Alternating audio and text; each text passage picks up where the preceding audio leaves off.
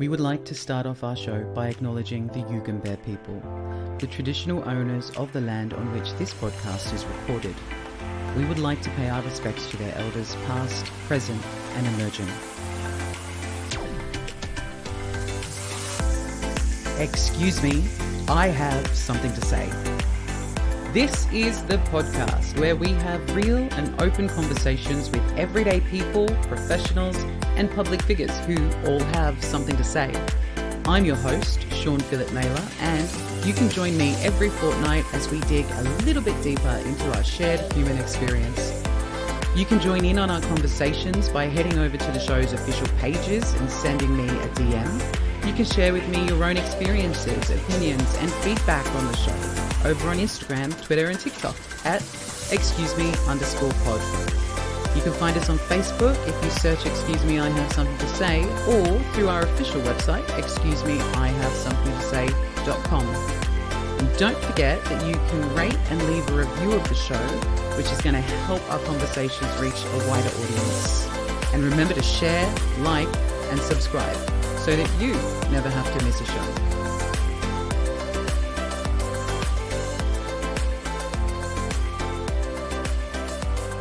Hi guys, thank you for tuning into the show and welcome back. It's a brand new year, we're now in 2022 with a brand new season of your favourite podcast. That's this one. This is your favourite podcast. And we're still in the same old pandemic. We've got a great year of content and some amazing guests planned for you lovely lot this year. So thank you very much for coming back and joining me for season 3.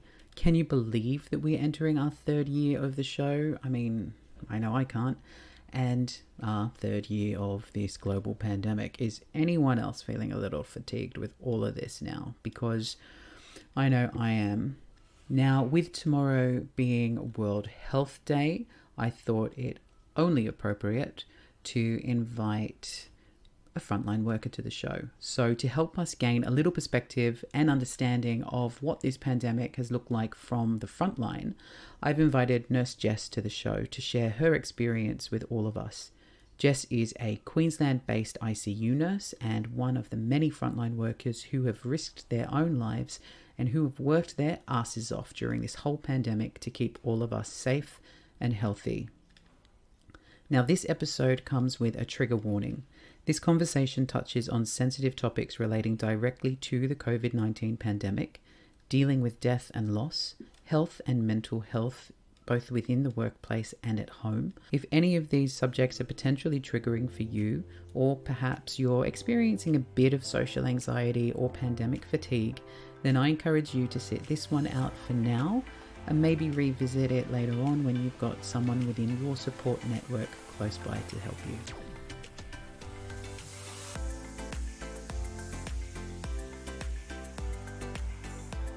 Hi Jess, welcome to the show. How are you? Hi, I'm good. Thanks for having me. Thank you for allowing me to harass you into coming onto my show.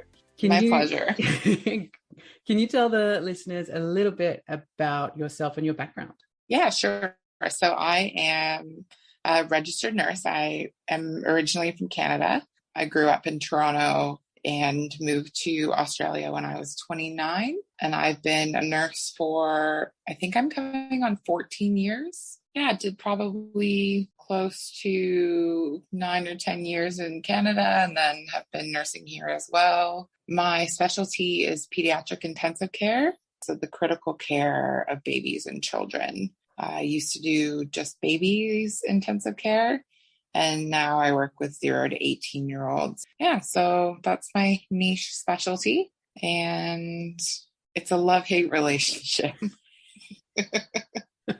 Many people have with their jobs. Yeah, you must see a lot, especially I think nursing at its best is difficult, but to be there with the kids, that must be, yeah. I mean, 1, really interesting, and 2, quite hard on you sometimes. Yeah, it can be pretty traumatizing. It's a World PICU, which is short for Pediatric Intensive Care Unit.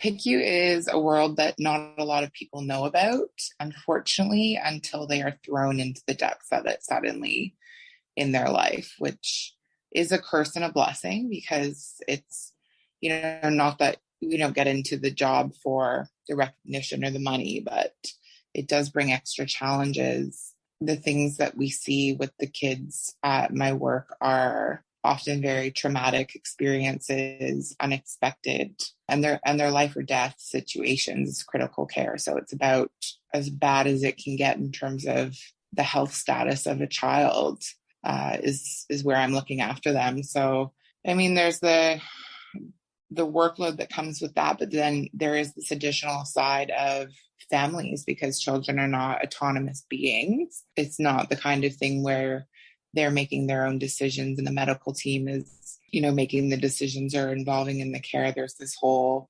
spectrum of decision making in terms of what the child will want or need depending on their age and what the parents, who are generally the primary carers, will want and need, and then what the doctors and the healthcare team feels is necessary. It can be very complex and sometimes really challenging. I guess if you see the worst case scenarios, how do you decompartmentalize that when you try to switch off and go home? Like, that can't be easy.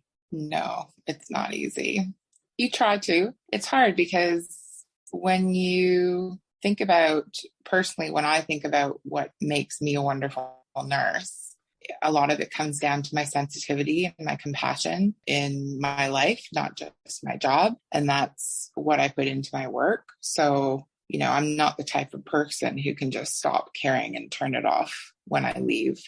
And also, like anyone else, you take, you go home at the end of a hard day and you think about what happened in your day, regardless of whether you work in an office or an ICU. So there is a certain element that you just can't decompartmentalize, but, you learn coping mechanisms and healthy thought processes versus unhealthy coping and thought processes in terms of, the way that you look at the situations you're exposed to and what happened.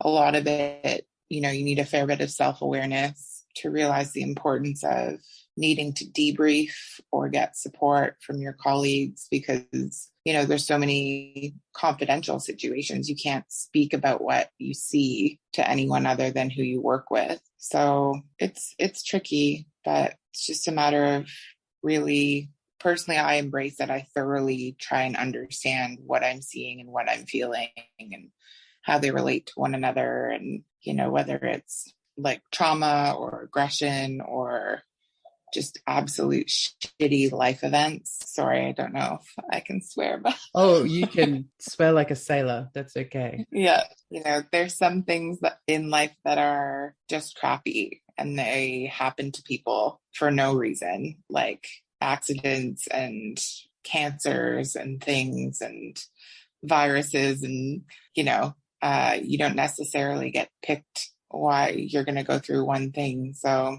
talking about viruses, we have, of course, all of us on this planet been thrown into another one of those 1-in-100-year events. We got to have another one. Another one. We got to have one of our very own global pandemic over the last couple of years. Yes. Looking back to the start of the pandemic, which would have, at this point in time, I guess for Australia, we would have been coming up to 2 years ago since the first big lockdowns and things. When it all started to pan out, where were you? What was work like for you at that point? And how did you feel listening and knowing what was going on with a medical background and the prospects of what a pandemic meant? Oh, overwhelmed, as I think many of us have felt for the last couple of years. It was tricky. So I was here in Brisbane working in the ICU. And, I think at the beginning, like everyone else, it was very, what's it about? How much is truth? When's it going to get here? How bad is it going to be? All those sorts of questions at the very beginning that everyone had, regardless of their background. And then, you started to see changes in the workplace, like policies being created, plans real like catastrophe planning, essentially. And it felt as it did for really the last 2 years for me in Queensland, because our cases had been limited by, in my opinion, great, strong government implementation of rules and closure of borders, keeping Queensland quite safe. The only thing I can really compare it to is almost waiting for a bomb to drop. You think, oh, it's coming. It's going to come. We're prepped. We're ready. You know, I work in a 36 bed unit, and I think we're funded for 28 beds. But we had strategies in place that if, like overseas, we were going to see adult patients in our children's ICU and just absolute overwhelming hospital bed flow, we would take over the theater, we would take over the post anesthetic care unit and optimize an ICU up to 60 some odd patients. No talk really about where we would get the staff and nursing, particularly to look after 60 adult ICU patients. But thankfully, in Queensland, we didn't really get there. I have colleagues and friends in Toronto and Canada that we're looking after adult patients in their children's ICU there. And that was probably one of the bigger fears for us working here, was not only, you know, adults aren't our area of expertise. ICU, we're very capable of managing them, but it was a lot of prep work and fear and just being ready to go to battle if we had to, learning how to put on all of the PPE and take it off properly. And, you know, planning if this goes wrong, where's this person going to go? What are you going to do? And actually only in the last few months since the borders have opened, have we had true cases of COVID in our unit and had to really implement all of the practices we've been prepping for the last 2 years. But thankfully, it's from a place of generally, for example, everyone at my work is vaccinated, you know, so it's not the absolute catastrophe that we had feared and anticipated, thankfully, because the majority of Queensland is vaxxed. Our healthcare workers are vaxxed. So when they're getting it, they're coming in, they're not as sick. When we're getting it, we're not as sick. And that's been a saving grace. I'm very thankful to have been exposed and working in COVID land, as we say, having been vaxxed. You know, it would be a totally different world dealing with this virus, you know, at the beginning, like the UK and like New York, watching these cities and these nurses and everyone just perish, and having these conversations of, oh, it's going to be a year until there's a vaccine. You know, we're going to have to wait a year. And then, you know, the vaccine comes out and nobody wants to get it. And it's a whole other debate. Anyway, it's been a roller coaster. Well, it's been an absolute roller coaster. Must be frustrating for you as somebody who works in the medical field. My assumption is that there's a level of science that is in the medical field that rational people should be, let's just say, appreciative of. Yes. And then, of course, when this pandemic first hit and then they started to talk about vaccines, and then the vaccinations came, and like you said, a lot of people didn't want to get it. A lot of people didn't get it. As somebody like you who works in the medical field, that must be frustrating. Like almost like if you like, I don't know if you've had many conversations with people who chose not to get the vaccination for whatever reason, but I know I've had a few, and sometimes it's just like hitting your head against a brick wall trying to talk to these people. And of course, you know, very tricky topic to tackle, but I mean, how does it make you feel working in these wards, working in our hospitals, knowing that you've got people who are coming in who basically didn't listen to the science, didn't listen to the facts, made up their own mind, and are now getting themselves really sick and potentially making other people sick? It's such a tricky topic. And I feel like with time, you know, you get more exhausted having that conversation over and over again, because it is sensitive. There's a big range of reasons why people would choose not to get vaccinated. And some of it is legitimate and some of it is crazy talk. Some of them are real conspiracy theorists and they're running off absolute nonsense. Then there's other people with health conditions or a general good knowledge of science and the research that goes into these things. One of the things I wanted to mention today was I think we don't consider enough the level of people's different health literacy, which is a term that isn't used too frequently outside of healthcare. And that's simply the general public's level of understanding of health and medicine and the science and the evidence-based practice and the policies and procedures. And, you can't go to any well-run hospital in the world and not get the newest, most current evidence-based practice and care. And that's something that's been happening for decades, well beyond the COVID pandemic. We base the care that we provide on, we have a very high standard for the things that we do to people. And it's because the consequences can be grave if we're incorrect. So going back to health literacy, you can't take Joe Schmo off the street who didn't get past the 10th grade and never pursued secondary education, somebody who's worked rurally. There's just various levels of understanding. And for people who aren't capable from an intellectual level of understanding the data and the science, you would just hope that they would trust the experts. But unfortunately, with the internet and Google and mass social media and sharing and algorithms feeding you bullshit, there's a lot of misinformation. So I do think it's important to have that conversation with people about why they are choosing one way and making sure, if you have the opportunity, to provide them with good resources that might ensure that what they're reading and learning is factual. It's not just some shit on Facebook, although, lots of people seem to be happy with that just simply being their resource, which is a problem in the first place. But yes, it is frustrating. We get, as I said, we have parents of children that aren't vaccinated, and there's visiting policies, in an adult hospital, in an adult world, if you weren't vaxxed, you wouldn't be visiting, period. But in a children's hospital, we cannot say that these parents can't visit because they're unvaxxed, because they're the carers. They're the primary people looking after this child, and they need to be actively involved in their care. And then that just creates a heavier workload for us. So now we're, in addition to not only just saving a critically ill child, the nurses have to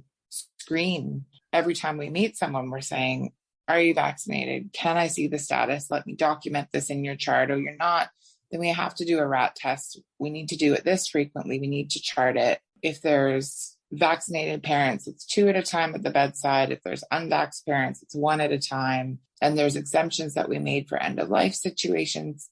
It's just this whole additional workload. And a lot of it is falling on the nurses, unfortunately, just the screening and management of vaccination status. Whereas if we were in an adult hospital, it would just be, sorry, no entry. Yeah. And those are the flat rules. So again, it's even more complex with the kids. I guess for I that didn't reason. even think of that. I didn't even consider, just as, general public guy, I didn't even really think about, I guess, the logistics of that scenario.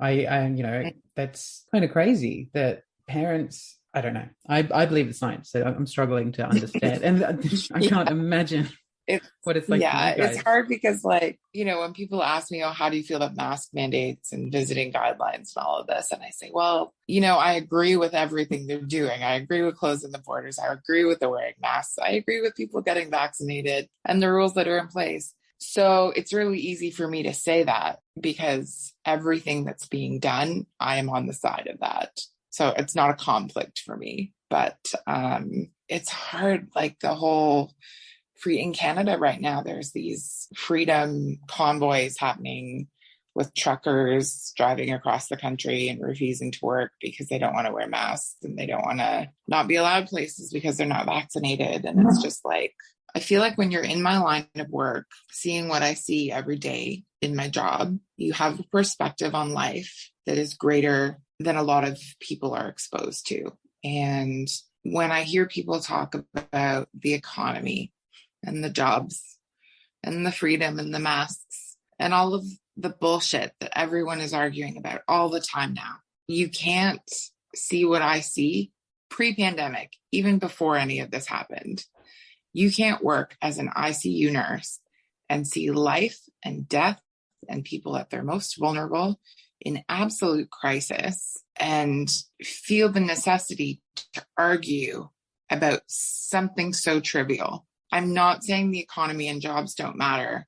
I'm not saying that people's freedom of choice is not important. But when you look at life and death and the way that this thing has wiped out millions of people, there's a bigger picture. I can't talk about any of it without thinking, God, if you could only see what I see at my job, you just would have a different perspective on what's important, what we should be fighting for and about. You know, if you held the hand of dying people, if you supported people who are grieving, or even worse in this situation, people who can't even be there to grieve with their dying loved ones. It's just this emotional knowledge and awareness that I'm exposed to at my job that people making arguments about these bullshit trivial things cannot understand. I don't know if that makes sense. No, that makes total sense. And it's, as you were talking about it, it sort of brought back a lot of the, I guess, the early stuff from the pandemic, the early news that we were getting. You know, obviously in Australia, we've been very lucky in comparison to some other places, but, you know, talking about, I guess, 2 years on, you kind of almost, obviously not you in your line of work, but the everyday person kind of forgets about seeing all the news stories of people not being able to be with their loved ones. You know, I know we had people trying to get into our state in Queensland and they couldn't because Anastasia Palaszczuk's rules, and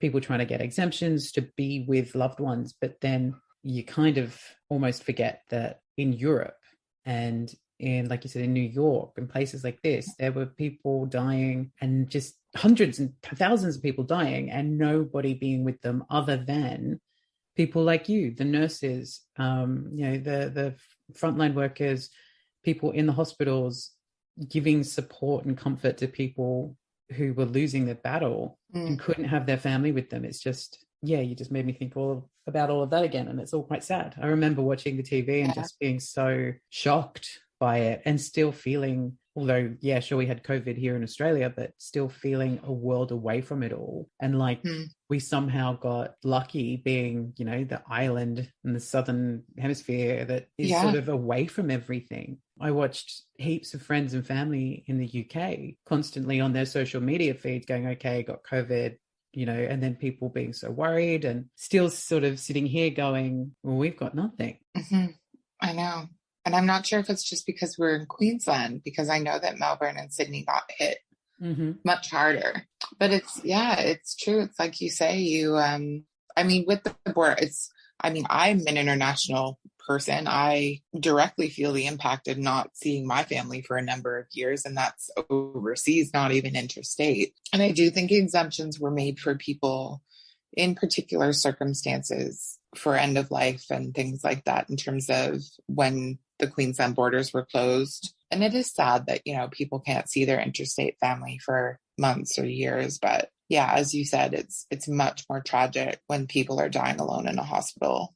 And it's funny you mentioned back in the beginning, I can remember literally this time in 2020, we were in the tea room at work talking about, you know, the potential and what's going to happen and when it's going to get here. And the head of our department said, you know, he personally didn't think we were going to get it very bad, but that we would get almost like a secondary caregiver burden and feeling this guilt for our ICU colleagues internationally and in adult land, as we call it. This almost as though we've been spared the fact that we identify as intensive care nurses, but that we work with this population that seemingly literally wasn't hit by COVID. Like even before the vaccines, before Omicron, the variants, everything, children were not getting it. They were not getting it as critically unwell.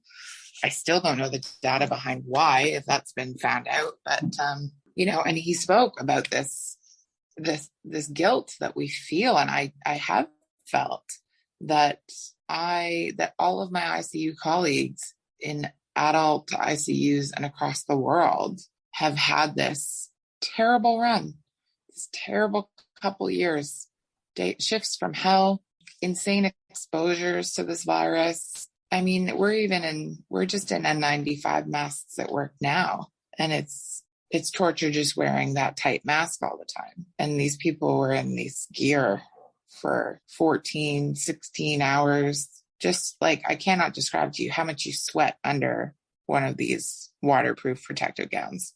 It's pretty much like wearing a garbage bag. It's just a sweat lodge. Like you have this guilt that's just, you're thankful that you haven't been exposed and it's not here. But then you also just feel this terribleness that like, I could be doing more. Should I be travel nursing? Should I go pick up shifts in Melbourne? They did call outs, hey, we need nurses to come help on the front lines in this crazy COVID turmoil. And you see it and you go through this juxtaposition of, I want to go help, but it's like a survival of the fittest, Maslow's hierarchy of needs. I ended up putting myself first and didn't put my hand up. And there's people who did, and I'm thankful for them. And when, you look at the harassment that people are getting now, or even, people clap and they do the pots and pans banging for nurses. And then there's other times you go into, I was speaking to a friend this morning about back in 2020, she went into Kohl's after a shift in her scrubs and got harassed by this man yelling at her for wearing her scrubs into Kohl's. How dare she expose them and this and that, Every Wednesday outside the hospital, there's mask and vax protesters with big signs, hooting and hollering. I'm driving into work and there's these people standing on the road, privileged enough to be breathing fresh air on the sidewalk with their fucking sign about their mask rights. And I'm going into an N95 and a gown, trying not to get it. It's infuriating. And you did get some it, parts didn't of it. you? I did get it. I got it at a bar on Boxing Day. I went down to the Gold Coast and... well, no one wears masks. Welcome to the Gold Coast. That's right. Honestly, it was quite an eye-opener. We went down and it was at Christmas time. The borders had just opened and I was with a bunch of healthcare workers and we all were wearing our masks, when it was still appropriate to do so. And just, it was amazing in and around the Gold Coast. And I've heard the Sunshine Coast is the same, just people not wearing them. And we went out for a dinner one night and went to an Irish bar and good old Omicron spreads like wildfire. So what was it like for you? Obviously being double, triple vaxxed, it was triple vaxxed when I got it. And I got it. Symptoms like? It wasn't bad. I had a really sore throat. It seems to be quite variable in terms of what symptoms each person gets and how bad they are.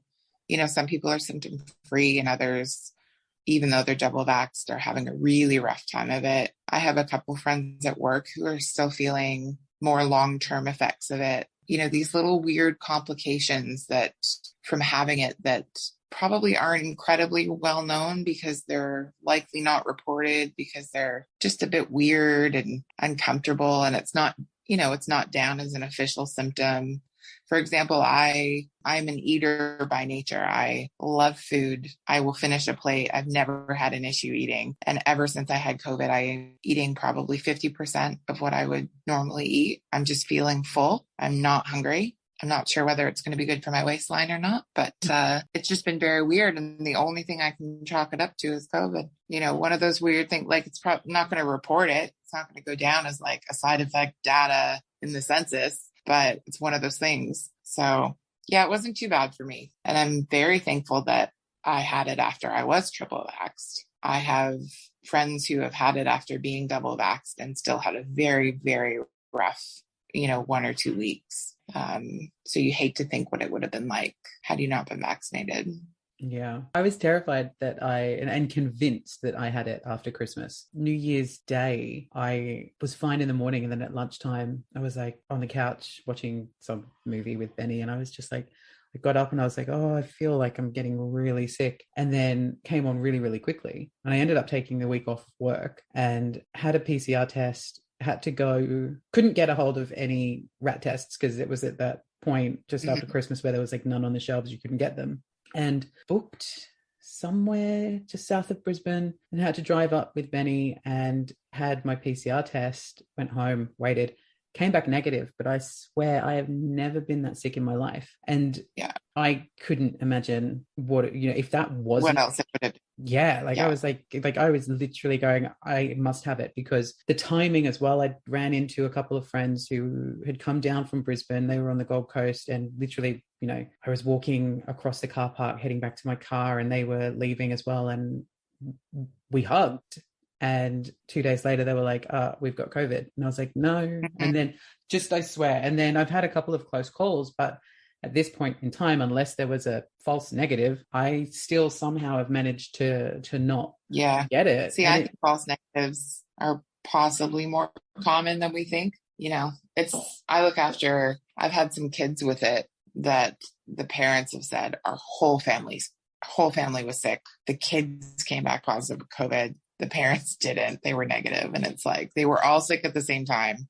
The kids had COVID. It's like, there is going to statistically be some false negatives depending on swab techniques and symptoms and viral shedding. And yeah, it's crazy that we've gotten to a place where it is just like, I hate to say this because I don't want it to be taken the wrong way by people, but where it is almost like the common cold for the vaccinated person. For example, the flu shot, get the flu shot every year, protects against the different viruses and the different strains of it. I wonder if this is just going to be the new, should they just add the boosters to the flu shot? maybe. I'm thankful that we've gotten to a place where enough people are vaccinated that it can be here and people get it and they're not dying, even with the hospital admissions. It's not overwhelming. Our biggest concern when we opened the Queensland borders, which happened when I got it and one of my colleagues got it at the same time, was staff loss. It's, the focus went from, okay, so the hospitals won't be overwhelmed because a lot of people are getting it, but they're not sick enough to need to go to the hospital. But the people that work at the hospitals, like the nurses and the doctors, if they all get it and they are homesick, who will run the show? It became not about the hospitals being overwhelmed with patients that had COVID as much as the absolute loss of staff and workers due to having it and being at home. And I think lots of different places, workers everywhere, you'd see signs in Kmart and signs in coffee shops that would say, sorry, due to staff loss, due to COVID, we're running low, we're running short, the delivery drivers can't make the runs because they're home with COVID. So the shelves aren't full. Like, it impacted everyone that way, except instead of, Kohl's it's not the same when, there's no chicken, no like organic chicken on the shelves at Kohl's. It's not really the same as like, oh, who's going to keep this critically ill baby alive? It's a bit of perspective. Yeah. It's kind of like in other parts of the hospital other than critical care, you can pool nurses and have them kind of work between units. You normally work on this ward, but we use the same computer system and the care is essentially the same as this other ward. So nurses can move quite freely, but critical care is such a finite expertise. You really need a lot of knowledge and skills and training and experience in order to do what we do in intensive care. So if our workforce is wiped out, you can't just pull nurses from the wards to come work in ICU, which is what they had to do internationally in other places. They'd have one supervising ICU nurse and four, not ICU nurses, and they would just be delegating and saying, this is what you do because there wasn't enough people. You can't just pull the general public of nurses from wherever they work and throw them into ICU. It's a very specialized field. I think that's what a lot of people just kind of assumed, is that not looking at the bigger picture, not looking at it from a nurse's point of view, and not I guess not knowing the specialty expertise that's needed for certain roles. Like if it was That's right. If it was brain surgery, you'd be like, oh, well, you see, they're not just going to throw a nurse in to do brain surgery, but you don't That's necessarily, right. the general public doesn't think about it like, ICU as something that was so specialized. But now that, obviously, now that you're talking about it, I can completely understand that. Yeah, I mean, I guess people didn't really think that the hospitals wouldn't have the staff. So when we were thrown into that situation, it was kind of a little bit of a shell shock to see on the news that there was, all the nursing staff is going down. Everybody's got COVID.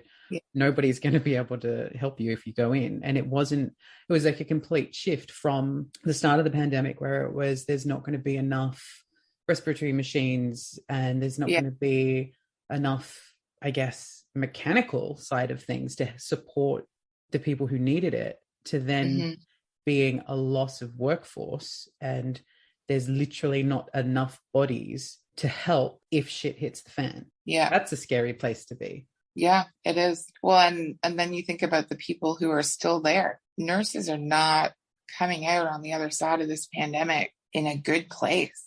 I mean, I'm happy I'm in Queensland, but when I look at things that are happening back in Ontario, where I'm from, and it's a entirely publicly funded system like the NHS, pretty much, they're drowning this burnout, this overwork, this weight of being responsible for everything, and literally having, it's not like nursing is a 24-hour job. Like when I start at 7:00, the nurse that's looking after my patient cannot leave the room until I get there and we hand over, and then they can go home. It is 1-for-1 change out. If I show up 45 minutes late because of traffic, which isn't really a thing that nurses do, it's not an option because this is the job we do. They don't just leave. It's not like, oh, I'm done, I'm clocked out, I'll just leave, because you've got a person lying there critically ill on a ventilator that's just shit themselves, right? Like, you're not just going to be like, oh, peace out, sorry, I'm done. And that's what's happened. This, people are leaving people were leaving the nursing workforce before this because of lack of recognition, lack of staffing, lack of resources. Internationally, this is a problem. The people that are up top making the financial decisions are not the people that are there doing the dirty work, seeing where the resources need to be. And so when people burn out and leave the workforce, or get COVID, or have had enough of COVID and can't handle it after 2 years, the people that are left there are still bearing that weight and that burden of keeping going, because ethically, in our souls, you're there to care for people. You don't get into nursing for any other reason. So when there's no staff, when there's too many patients, when there's no resources, we just keep going because it's in our nature. Nurses put themselves last to a fault. So yeah, it's hard to see coming out on the other side of this, that not only how many nurses have left the workforce internationally because of what's happened over the last 2 years, but the fact that we're going back to the way things were before. We had this 2 years of like, appreciate the nurses, healthcare heroes, frontline, let's stand out on the balcony and bang pots and pans at 7:00. And now that we're wrapping it up, so to speak, nothing's changing. We're not getting paid more. We're not getting more staff. We're still not getting our breaks. We're still getting abused at the bedside. We're going back to all of the problems that we had before the pandemic, that everyone pulled up their socks for in the name of saving the world during the pandemic. And after all of that, and after the whole world got a taste of what nurses really do, we're just gonna go back. This is one of the reasons why I really wanted to have a conversation with somebody who is in your field of work. And I'm glad that it was you. I'm glad that you said yes, because your honesty and your candor has been quite eye-opening, and I appreciate that. It is scary to think that just for a moment the light was on how tough it is in your industry and what you all do. And then the thought that for you guys in particular, to sit there and think and to witness and to see the time turning backwards to what it was before. And then on top of that, you've got the knowledge and the experience of everything that you guys have gone through over the past 2 years collectively as, international healthcare workers, to see, I guess, that tide going out again and not being appreciated and not seeing the right kind of change within the industry. Like, that must be a really scary prospect. And I guess it begs the question, how do you stay motivated to keep doing what you're doing and keep helping people when it's essentially, for the most part, quite a thankless job? It's hard to stay motivated.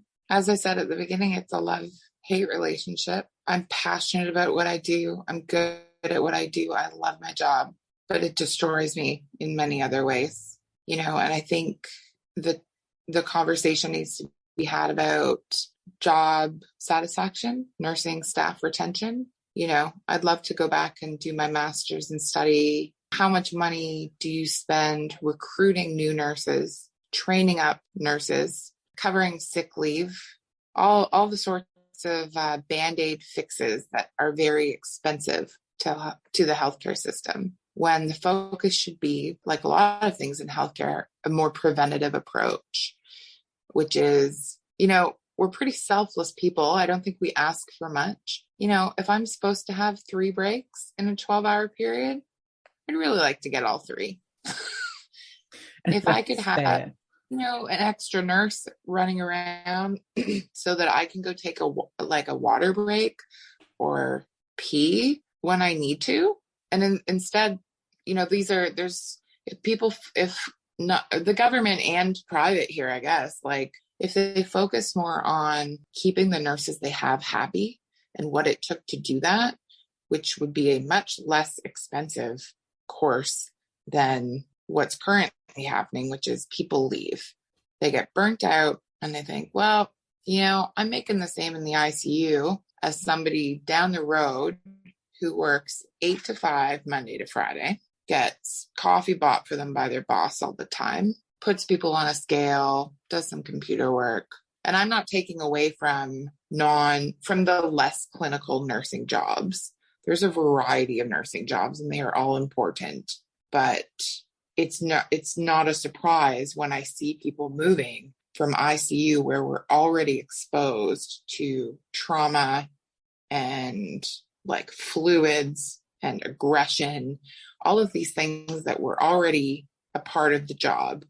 And then you add not getting a break, and you add having to stay late and not getting paid overtime, or, not having adequate support from your management, and people leave. Why would you stay cleaning up poop all day and getting yelled at for the same amount of money as somebody who's like calculating your BMI and putting a blood pressure cuff on, and not working shift work? The hazards of shift work and night shift aside, being at risk for heart disease and diabetes and earlier death because we work shifts. It's no surprise that people think, oh yeah, I'm going to get out of this. I'm going to do something that's better for me, that's less stress. So they do.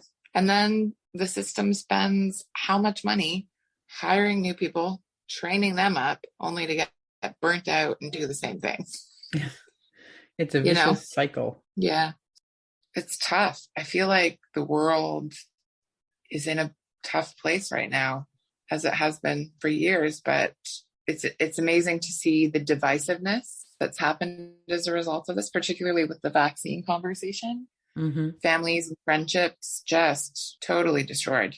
Well, we've put it in our house with certain people, friends and family members, we've put the vaccination conversation is up there with religion and politics. With certain people, you just don't talk about it. It's not worth it. I've got friends and family members who are not vaccinated, and I wish they were. I wish they could see things the way I saw them, but I guess, at the end of the day, they are their own people and they can make whatever choices they're comfortable with.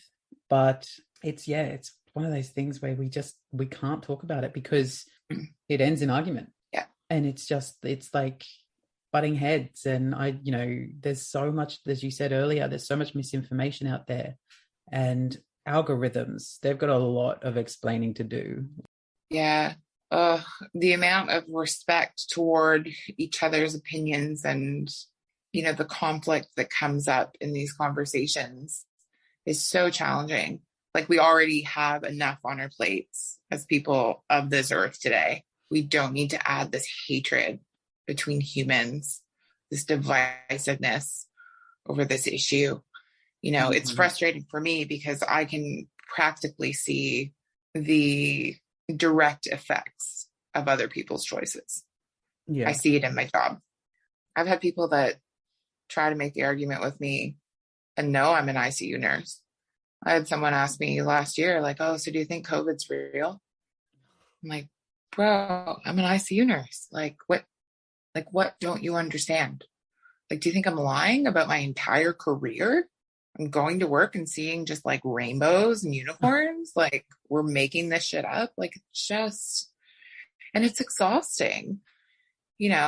At the beginning, it was very like, we're all in this together, and all of the dolphins came out to swim in the lakes, and, the deer were in the cities, and the earth was healing itself, and everyone was in unity together because we were all suffering the same thing. And then this opportunity came to be able to improve that situation for the whole world. And most people went with that for the greater good of mankind. It's not like you and your clique friend, like your group of friends. It isn't just you and your posse this affects. That's the thing. People need to think bigger. The entire world went through this together. And now you and your Facebook algorithm have decided, yeah, no, we're just gonna opt out of fixing it. So it's hard. It's exhausting. We're 2 years in, and I'm glad we're coming out on the other side. But my God, I've never seen people so divided. On a more positive note, though, the borders are opening up. Everything is slowly getting back to normal. You, like me, have family internationally. What's next for you? Are you going to get home to Canada, or is somebody going to come and visit? Are you going to get to see your people? I was very much hoping that the next time I saw my family would be someone coming here. But as we know, that it is an expensive and very long trip. And I actually am expecting a little niece this year. I have a nephew that I have not met who will be 2.5 by the time I get there. So I'm planning a trip home in August. Amazing. Yeah. So I'm going to meet my nephew, and I'll have a little niece at that point.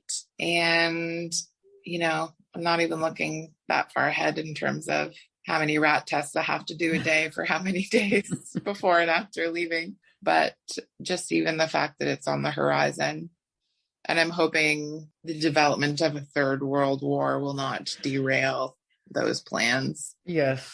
But that's the Lord next knows. thing. Right. Yeah. So it would just be perfect and fitting that the whole world gets disrupted by one egotistical communist assholes. It's just one thing after another. I watch the news anymore. It's just after a few years of this, and then now, Russia, just with he's got Russia, his fingers. eye roll, enough said. No, it's tragic. It's like you said, it's hard. You get challenged by what's happening in the world and your inability to change things and do things. So you gotta think globally, act locally. That's a big motto of mine.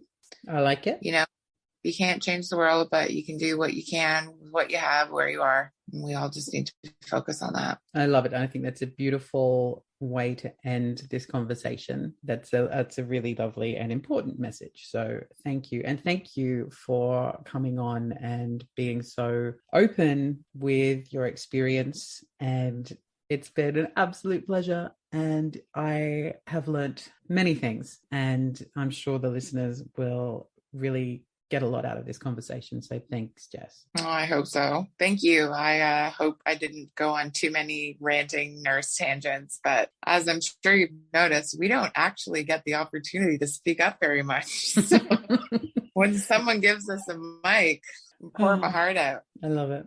Thank you for having me. I really appreciate the opportunity to even just share one nurse's voice. I think it's important to get a taste of what we're going through right in the heart of it, in the thick of it. And I appreciate the opportunity to talk about that.